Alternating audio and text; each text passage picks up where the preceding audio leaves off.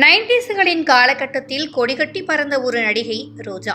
இயக்குனர் செல்வமணியை திருமணம் செய்து கொண்டு ஆந்திராவில் செட்டிலான ரோஜா 2000ஆம் ஆண்டுக்கு பிறகு சினிமாவில் இருந்து விலகி முழு நேர அரசியலில் ஈடுபட்டார். ஒரு சட்டமன்ற உறுப்பினராக இருந்தவர் தற்போது சுற்றுலாத்துறை அமைச்சராக பதவி வகித்து வருகிறார். அமைச்சராக இருந்தாலும் சினிமாவில் இருந்து வந்தவர் என்பதால் அவ்வப்போது ரோஜா பல சர்ச்சைகளில் சிக்கி வருகிறார். எதிர்க்கட்சியினர் அவரை உற்று நோக்கி அவரை பற்றி சமூக வலைதளங்களில் பலவாறு பரப்பி வருகின்றனர். மிக்ஜாம் புயலில் ஆந்திரா மற்றும் தமிழ்நாடு ஆகிய மாநிலங்கள் கடுமையாக சேதமடைந்த நிலையில் ஆய்வுக்காக சென்ற அமைச்சர் ரோஜா சாரல் மழையில் குதூகலமாக நடனமாடியது பெரும் சர்ச்சை ஏற்படுத்தியிருந்தது. கடந்த அக்டோபரில் தெலுங்கு தேசம் கட்சியினர் ரோஜாவை ஆபாச படத்தில் நடிப்பவர் என கூறியதற்கு அவரது சொந்த கட்சியில் இருக்கும் பெண்களே எதிர்ப்பு தெரிவிக்காதது பேசுபொருளானது. அதே போல கடந்த ஆண்டு கடற்கரை ஒன்றிற்கு சென்றிருந்த ரோஜா கடலில் கால்நடைக்க சென்ற போது அவரது உதவியாளர் ரோஜாவின் செருப்பை கையில் ஏந்தி நின்ற வீடியோவும் வெளியாகி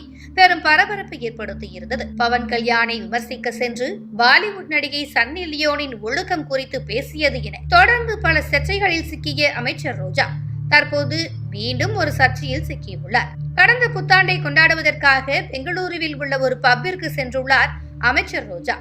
அங்கு அவர் நடனமாடிய வீடியோ ஒன்று வெளியாகி மேலும் சர்ச்சையை ஏற்படுத்தியுள்ளது.